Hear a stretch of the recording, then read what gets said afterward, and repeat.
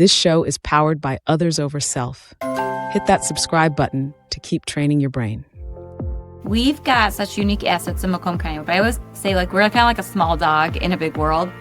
And in order for us to be a big dog, we've got to make sure that we've got the partners that help us fill the gaps. And that's where that connection piece comes into play.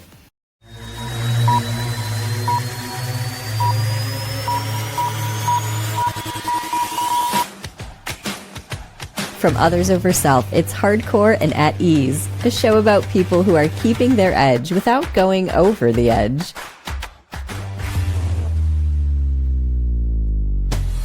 I'm host Shelley Rude, and today's guest is Vicky Rowinski, who has spent 12 years transforming Macomb County, Michigan into a $6 billion defense and aerospace hub while building the Detroit Regional Defense Coalition.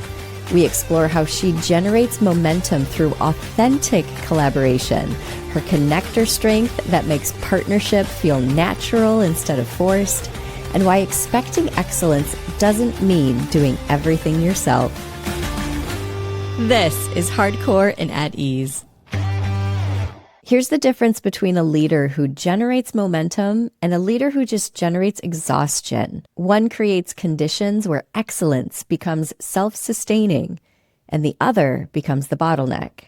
I see this pattern constantly with ambitious leaders. They've got the vision, they know where excellence needs to be, they can see that opportunities that just no one else seems to be able to see.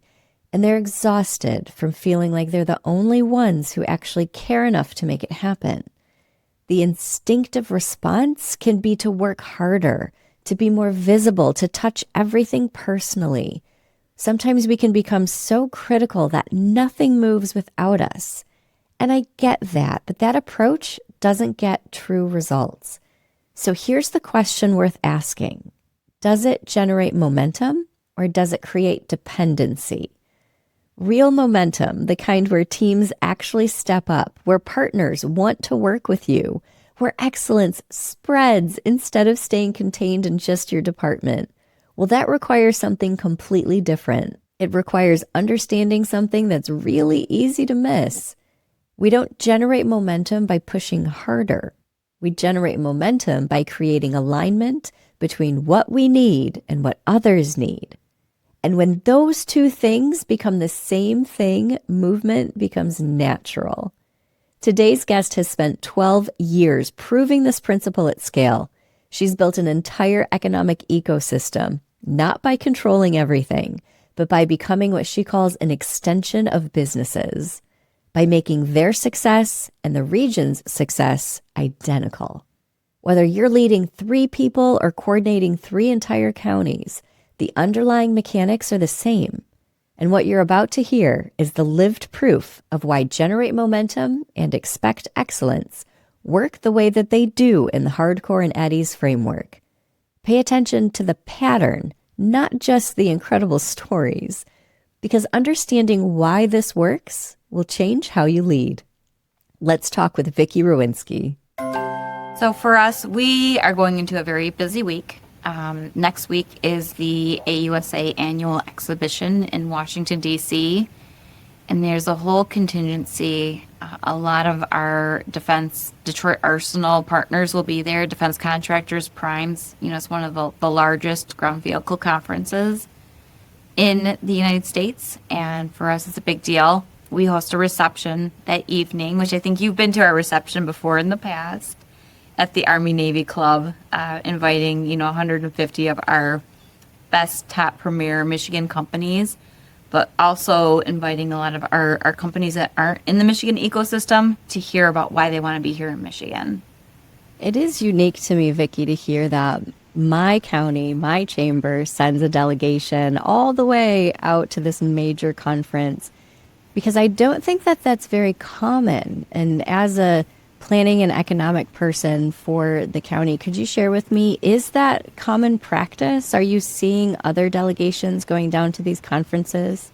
Yeah, so we actually have a sweet spot on the showroom floor. Actually, the state of Michigan will have a booth this year. The trip to DC is always fun because as soon as we get to the airport, we're surrounded by so many that are involved in defense. we all hop on that same plane to DC. Whether they're exhibiting on the floor or visiting or networking, a lot of them end up tag teaming and getting back together at the Arsenal of Innovation reception. And then after that, we all fly back. Usually on that Wednesday morning, we all fly back to Michigan.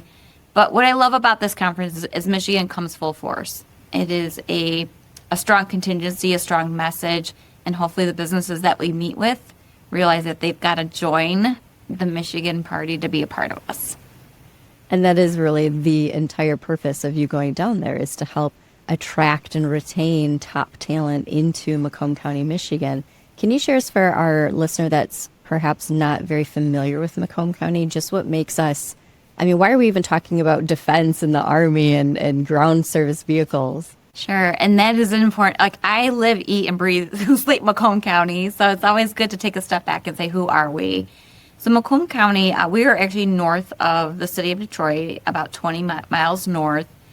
Here in the county, anchored by the Detroit Arsenal, we've got the U.S. Army, which actually has a whole history and roots back to World War II, being an old tank plant that really vamped up for tank production. Well, over the years, that tank plant has slowly evolved into a very high-tech, highly sophisticated Detroit Arsenal, where we have a lot of our ground vehicle technologies tested and prototyped.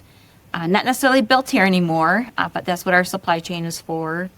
And then just north of that, in Macomb County, we have the Selfridge Air National Guard Base, which is home to our 127th Wing.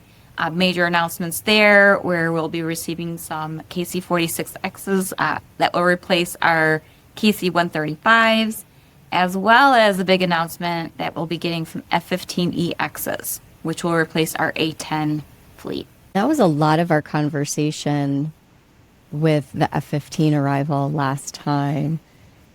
Can you share with me, is there still just as much buzz about it? Are people starting to doubt? Are you like, oh no, we are well underway for what's coming down the pipe? Right. Well, we know what we're staring at is a once in a lifetime. It's not every day where you've got a Air Force base that says, not only are we getting a new refueling mission, we're also getting a new fighter. And with those two missions come some major upgrades that need to happen at the base. So a lot of the focus, the conversations we're having today with our partners at the state, as well as those within the Selfridge Air National Guard Base, is what does that infrastructure need to look like? We're talking about a runway extension in order for us to bed down the fighters, looking at some hangar upgrades, a lot of dollars, construction dollars towards the upgrades at Selfridge need to take place between now and 2027, 2028 when those planes arrive. So Vicky, with the F-15s coming in, you already talked about 300 plus households potentially relocating here. All of these prioritizations happening for the growth. What can the local businesses do? How, they want to get involved in these projects. We're building houses, we're building infrastructure. What's your best course of action for local businesses that are like, please don't leave me behind? Yes, absolutely. So yesterday we had a really great conversation during the Macomb Chamber Aerospace and Defense Committee meeting, where we talked about that proactive position. And we know that there's going to be some military construction dollars, some major A&E, architecture and engineering, design that needs to go into all these improvements at Selfridge. The conversation is hosting some type of industry or supplier day, where whether it's a company that's involved in the design aspect or the build or the construction side, that there is an avenue for them to look at those bids, maybe perhaps get on that pre-approval list. So that's in the works. And that's going to be something that we work really closely with our partners at Apex, the Apex Accelerators, as well as our chamber partners to make that come to reality as these things start to roll out, but letting them know that there's an opportunity. On the supply chain side, when we look at the planes, actually back in August, we did get an opportunity to visit Boeing in St. Louis. We got to see where those F-15s are gonna. Yeah, that was a very one of those like pinch me moments. Like, we're actually here, where these planes will be coming to Macomb County, Michigan.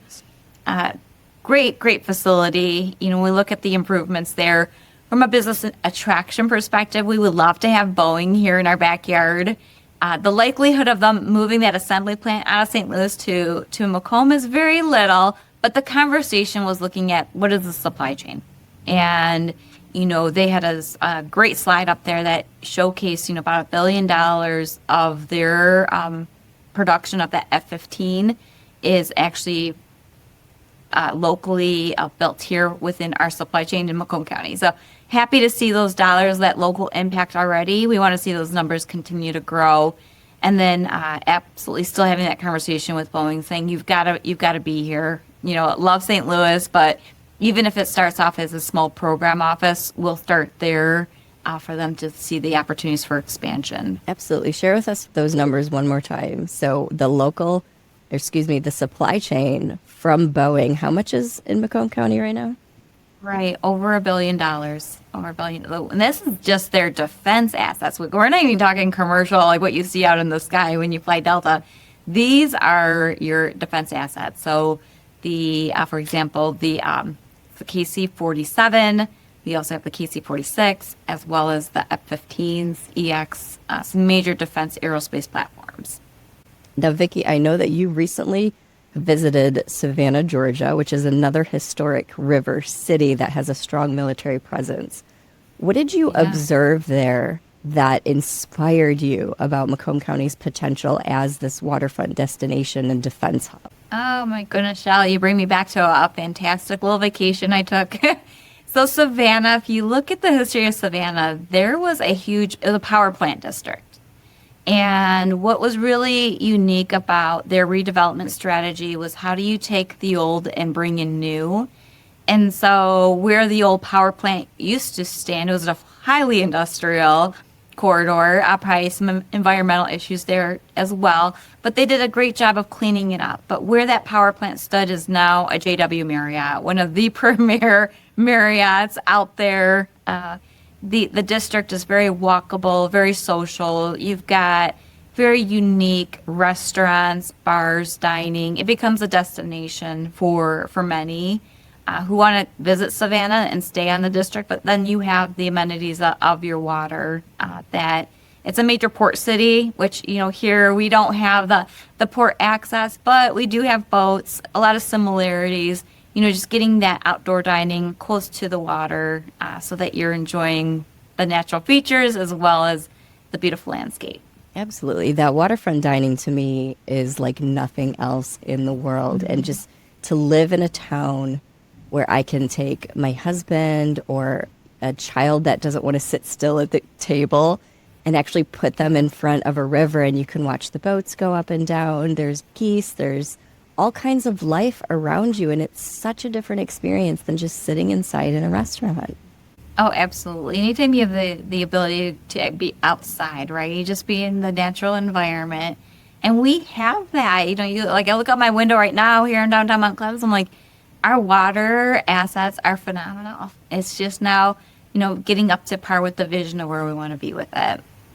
That's really what it's all about. You know, it's the one thing that you can't make more of is waterfront property. And it's so exciting to me that I was raised in a town that has so much waterfront coastline and that I will continue to live here and to see my community investing back into itself is really very special.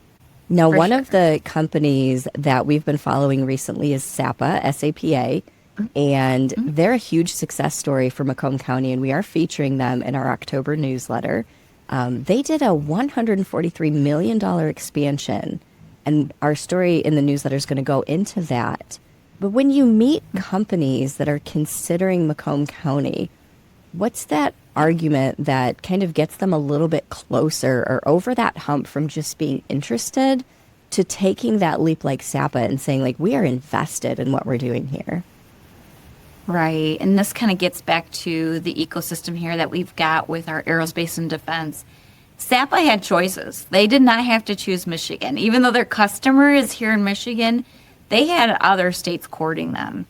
We brought them in early under the international landing zone where they were able to land at a physical location, have an office, a U.S. address, as they were trying to set up the U.S. entity. It was a long courtship, about 6 years in the making. You know how government contracts work sometimes, like there's a plan and then there's delays, or maybe perhaps there is something that prevents them from really expanding. But it took about 6 years for them to really get the contracts figured out. And then you were just there, Shelley. We had actually 30-some students from Kettering visiting their facility because their needs, beyond just the footprint they have right now in Shelby Township, will be looking at growth and expansion, but hiring local workforce. And so we're trying to also get ahead of that, knowing that they're going to need to vamp up pretty quickly, making sure they have not only the space, but the people in line to build out that next transmission for some major systems for our Army. Now, you said it, you just have to be there, right? We were just there. But that also wasn't an accident. You did a phenomenal job with your team of really positioning the county to make sure that they knew we are here for you, and we do have a plethora of resources and a networking connection that we would love to bring you into the fold. To me, as a small business owner, that's very exciting to know that I'm not completely alone in trying to grow and expand my business, that there are legitimate partners out there that want to see this brought into our backyards. Absolutely. And I say, when you look at the services that we provide within planning and economic development, the best asset that we're able to provide is that an extension of these businesses. So we become their Rolodex. We become their connector as they're trying to navigate the waters, try to figure it out. If we can't solve their problem in-house, we will find the right partners to bring to the table to get to the solution where they need to be at. And that's so important because we do have these major success stories like SAPA. We've got some submarine manufacturing work with Macomb Community College, which is going to be highlighted here in a little bit, and Selfridge. But what about the businesses in between? They've got maybe 20 to 50 employees. What specific opportunities do you think that they should be really exploring or looking into that they might not even realize exist within Macomb County? Right. And that is really the sweet spot when you talk about some of these smaller employers, the ability for them to be very nimble, to go from one program to the next, or, stop production here, start production there. That is one of the greatest assets that they've got. Part of our conversation is helping these businesses understand diversification. So you talked about some key industries, right? How do you go from being a ground vehicle defense manufacturer to getting into aerospace and then now into Navy? These are 3 different languages that, different acronyms for all. And there are certain levels of certifications that are required. And so for a defense contractor to say, all of a sudden, I want to be aerospace, they've got to be looking heavily into getting their AS9100 certification. And the naval side, the maritime side, is even more difficult because if they want to become a maritime welder, that process looks very different than your typical AWS standard. And so for them to be put some skin in the game, get these certifications, help them with that diversification aspect of it, where the county comes in with our partners is, linking them to other companies who've done that, so that there could be some peer-to-peer learning, as well as looking at some of these organizations that provide that expertise to become certified. That is so critical because we're talking about submarine manufacturing, F-15 maintenance, transmission production, all happening in the county. These are very different skill sets. And so this workforce gap exists of this skilled labor that needs to happen. And it sounds like the strategy of peer-to-peer connection and networking is really the best fit that we could have for them. Can you share with me, Vicky, what would be a really good step for a company that just is ready to just get started and they're like, I really feel like I want to align myself? What should they be doing? Yeah. And this is where that networking aspect comes in. Doing the initial reach or touch point is great, but, getting involved with the Chamber A&D committee, Kelly Levati's growing that so that it has a greater representation of small businesses around that table. What they go through on a day-to-day, we don't necessarily know until they start to share that, but then they can also see some of the other resources that they can tap into.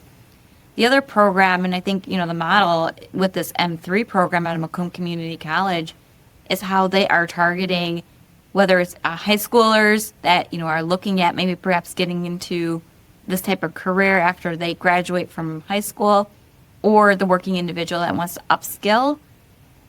The little caveat there is they've got to find jobs within the defense industrial base or the maritime industrial base, and we want to keep them here. But having that partnership, knowing that our college is working with economic development and that we're also working with our Michigan and St. Clair workforce team, that it's all hands on deck. Well, you have a beautiful oversight because you get to back up and really look at the planning aspect of it. This is a lot of stimulus growth, right? That's ramping up in our area.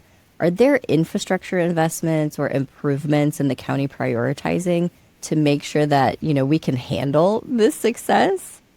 Yeah. So we actually are, we've completed a phase 1 of a comprehensive development strategy here in Macomb County. So just a little fun fact, Macomb County is third largest in population, right? So we've got Oakland County, Wayne County, Macomb County. And then when we look at land mass, we are 9th smallest. So we have a lot of people, 880,000 people living in a pretty small county as far as land usage. And so we're undertaking a comprehensive development strategy, looking at, a lot of our assets, especially when you see what's already been developed. The southern portion of Macomb County, highly industrial, big footprint with automotive, defense, aerospace, as well as it's a bedroom community for many that choose to live there. So we've got to be very, very smart around some of the assets we've got there, looking at redevelopment. And then when you go north, a lot of our land use, about 20% of our land is still farms. And so we've got a whole preservation effort in place. It becomes an issue of national security of where does your food come from.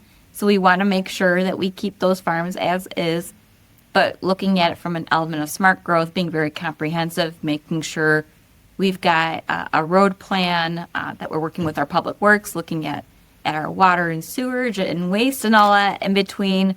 But, other elements that we layer in DTE and consumers with our energy partners, and then our broadband. So now you mentioned how some people who work for other companies, they get attracted into here or they choose this as their business growth. But once they're here, like me, they don't want to leave. So you've got this fresh perspective from your visit to Savannah, a city that really markets its lifestyle.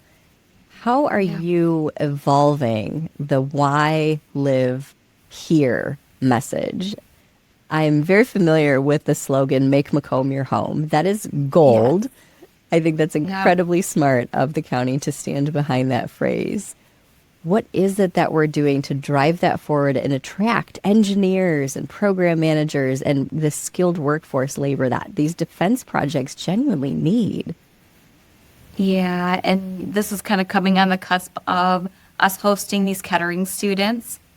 We have a talent attraction campaign and really looking at the colleges and universities that aren't located in Macomb County, where are they? And then where do their graduates go? And what we do realize is that there are so many that choose to either land somewhere in Michigan, but there's a whole handful that chooses out of state. And so with the pilot with the Kettering students, it'd be about 20-some students, all engineering majors, was to showcase the defense assets that we've got in the region. So the day started off with SAPA, where they visited each of the stations at SAPA, got to learn a little bit of the variety of assemblies that take place there. We hosted a luncheon, invited 15 of our defense companies and contractors to have conversations one-on-one with these students so that they could have more opportunity to see where their skill set, what they're learning at Kettering, could apply to their job, their next job.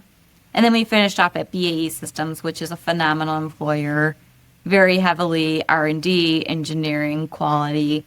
And so the students get to see perspectives from, SAPA, who's just really getting their footing, about 55 employees. They're going to be ramping up to 400, to BAE, highly established, very great programs that they've got under their belt and a long history. So they got to see kind of both, and then in between we did the luncheon. But for us, we want to continue that, where it's bringing them into Macomb County, because it's something that you almost need to see it for yourself.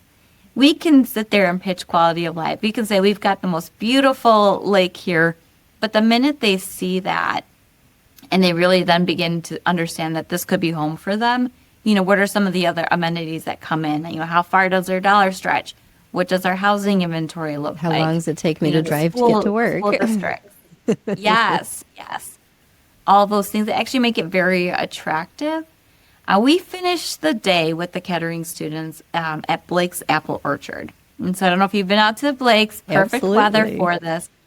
But we wanted them to also see, here you have this local farm.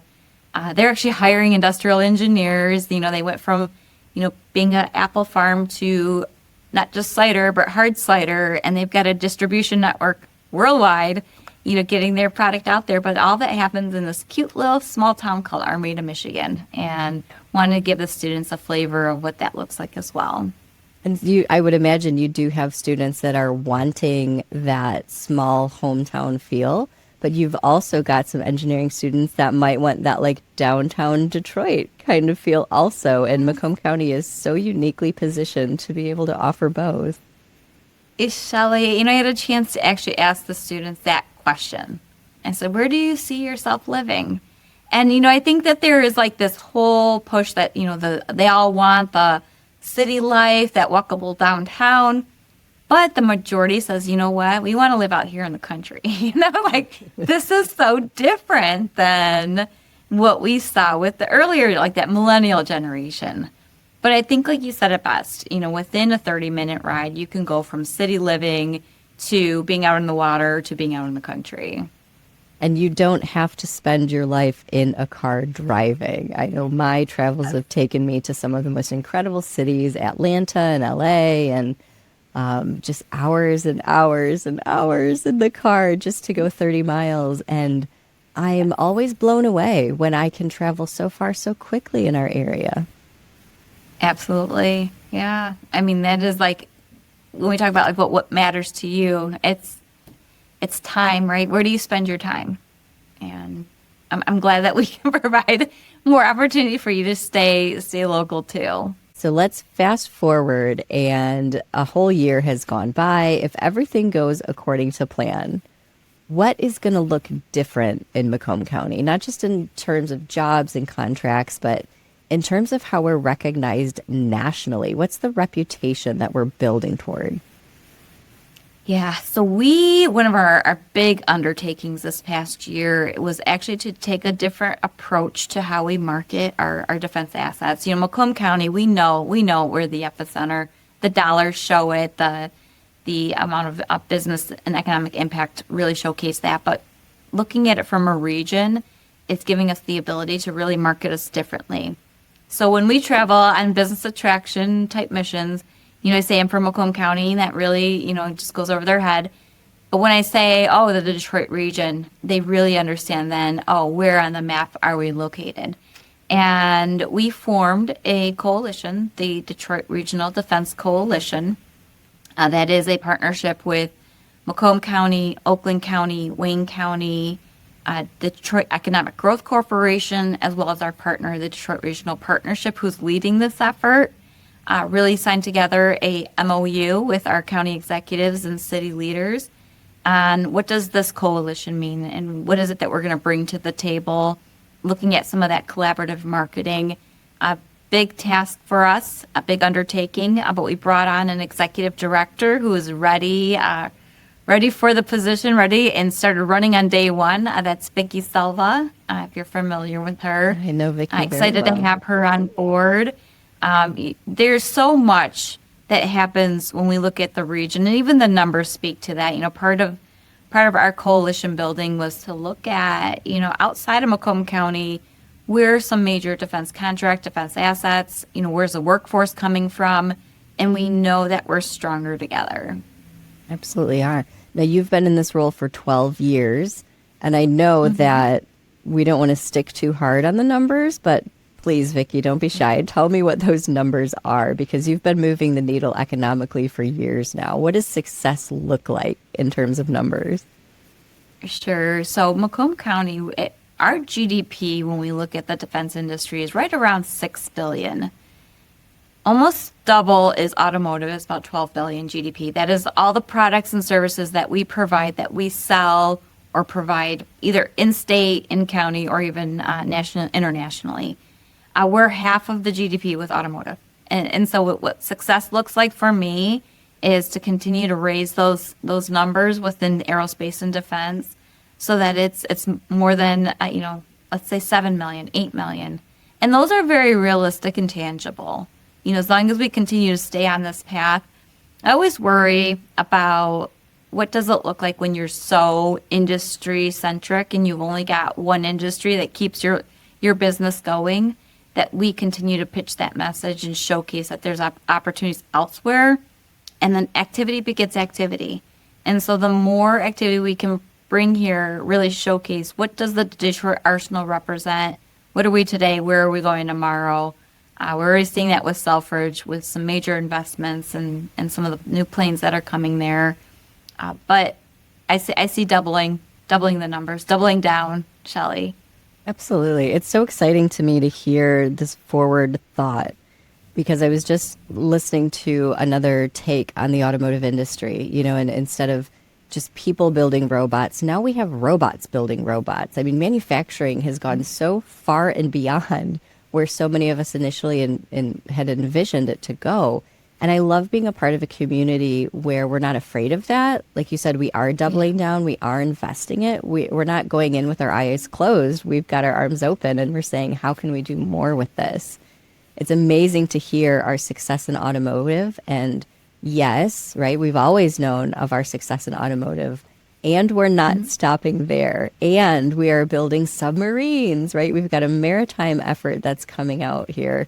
And there's just such an incredible push to support the defense of our nation. And I'm never at a loss for excitement when it comes to what the county is doing on our defense half. And it's nonstop, right? We keep moving forward. And you bring up automation and robotics, which is actually one of our targeted industries, because we know that one is industry agnostic.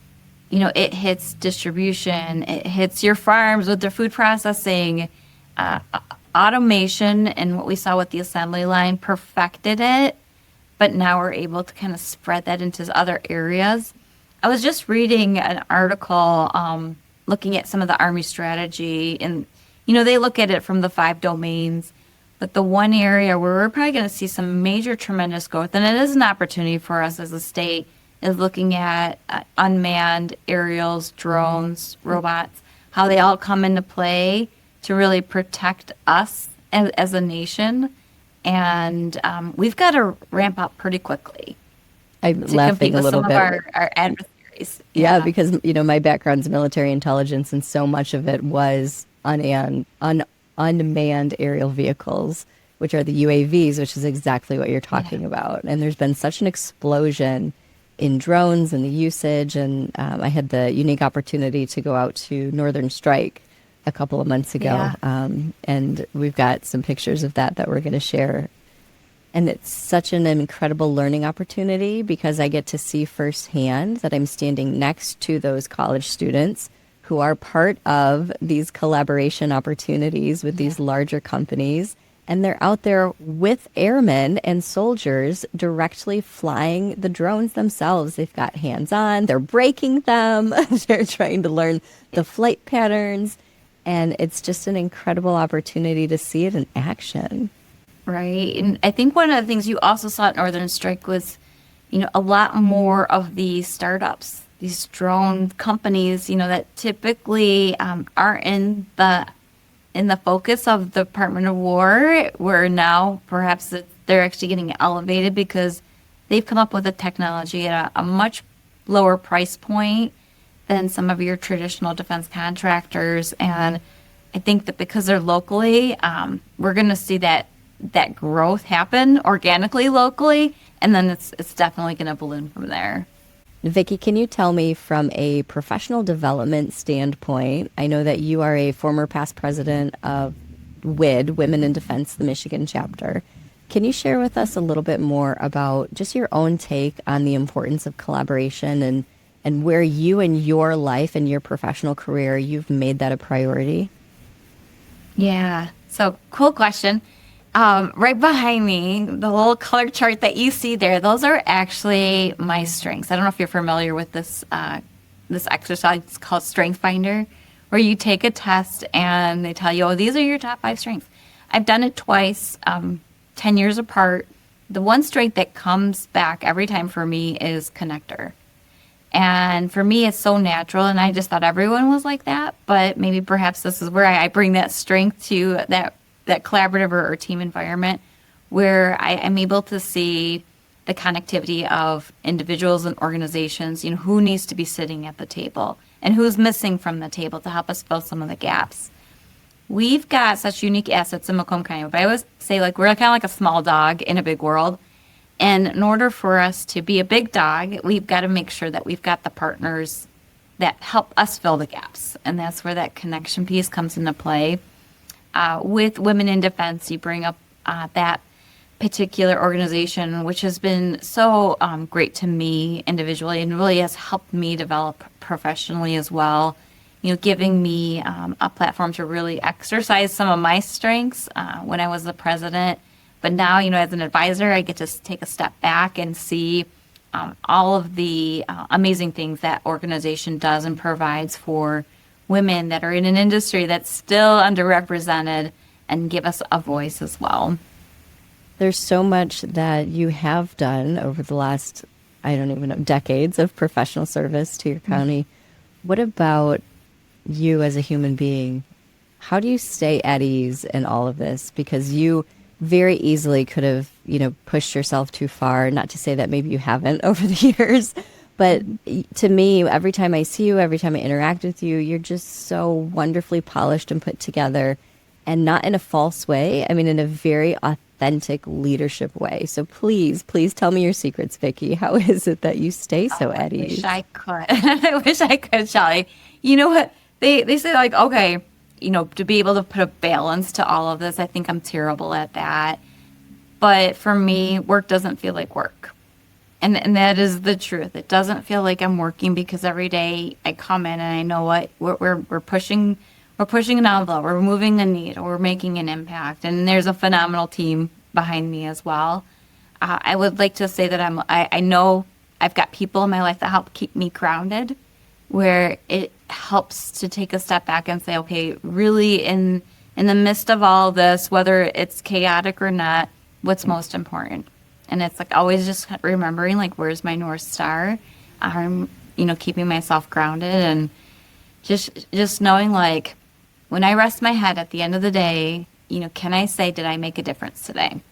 Even if it's a small difference, did I make a difference? And it's those little exercises, the little mental exercises that I think really help me be who I am. And who you are is widely celebrated in your community.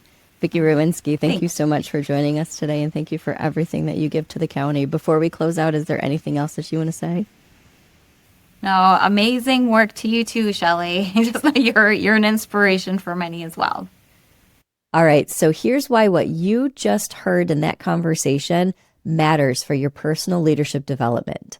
There's a specific pattern that makes Generate Momentum actually work instead of just sounding really good on paper.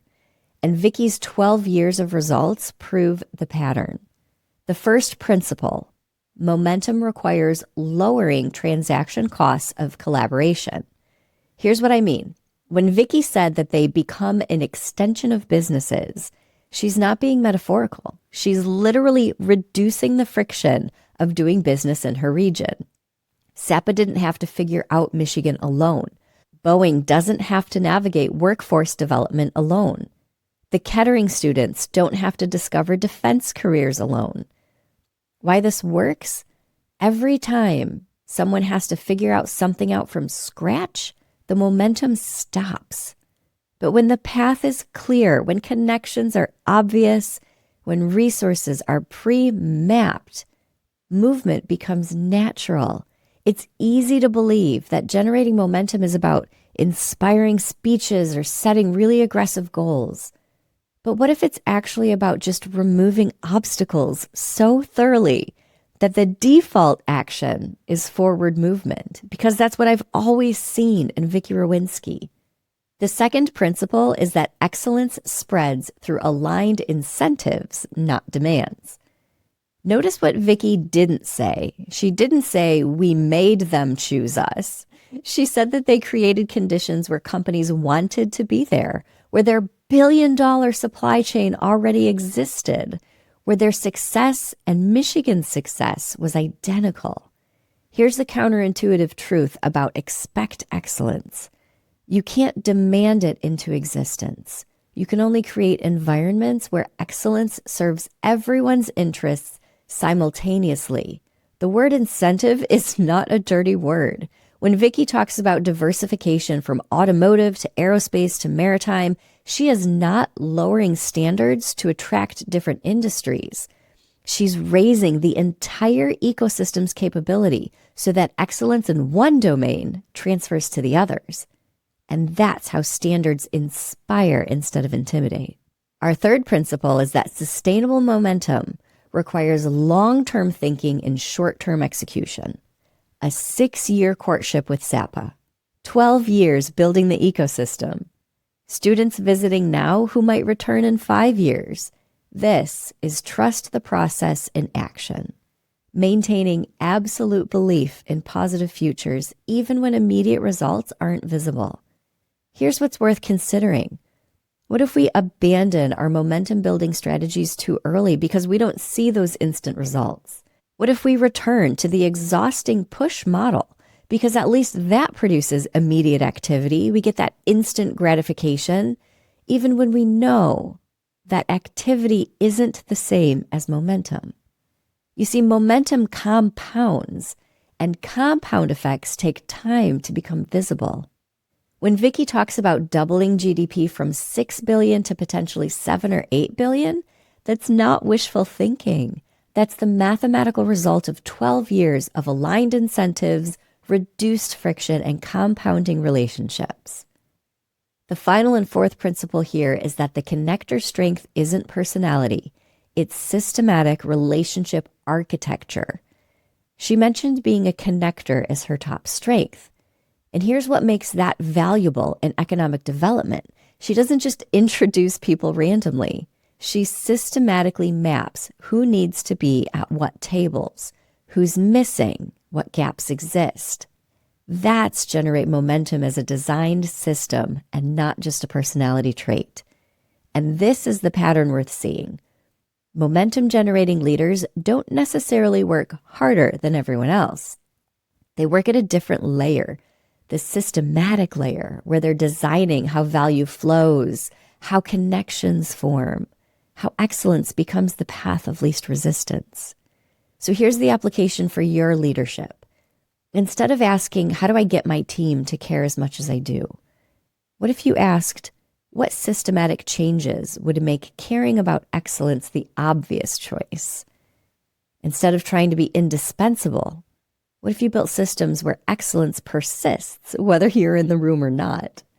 That's the difference between pushing and generating momentum, and that's exactly what the framework teaches you to build. So here's what I want you to sit with this week. Vicky's results aren't accidental. 12 years, 6 billion GDP, coalition building across multiple counties. That's not luck. That's systematic application of principles that transfer to your leadership, regardless of scale. You might not be attracting fighter jets, but you are trying to generate momentum in your team, your department, your organization, and the same principles apply. This week, identify one place where you're pushing instead of designing, where you're working harder instead of working at a systematic layer, and ask yourself, what would have to change for forward movement to become the path of least resistance? If you want to follow along with the work that Vicky and her team are doing in Macomb County, building coalitions, attracting defense contractors, creating the type of collaborative excellence that we talked about today, then subscribe to Macomb Intel. It's an aerospace and defense briefing. It's a quarterly Macomb Aerospace and Defense newsletter where you'll find the most up-to-date and important information regarding aerospace and defense in Macomb County. Tap into real-world application of these momentum-building principles in action. And if today's conversation resonated with you, then join the free community at join.othersoverself.com. You'll find leaders like us who share your commitment to excellence, who understand what it means to keep your edge without going over the edge. And the fact that you're here, listening to conversations like this one, well, it says something important about who you are. Because you're not settling for surface-level leadership advice. You're looking for deeper patterns, the principles that actually work. That's exactly the kind of leader who builds things that last. So keep listening, keep learning from leaders like Vicky who are proving these principles work in the real world. You are part of a community of mission-driven leaders who refuse to compromise on excellence while also refusing to burn out in pursuit of it. I'm host Shelley Rude, and you can count on me returning next week, where we dive into what it means to really trust the process and maintain faith in positive futures when even immediate results aren't visible. I'll see you next Tuesday, and until then, stay hardcore, be at ease, and trust the process. You're listening to Hardcore and at Ease. Keep the conversation going at join.othersoverself.com.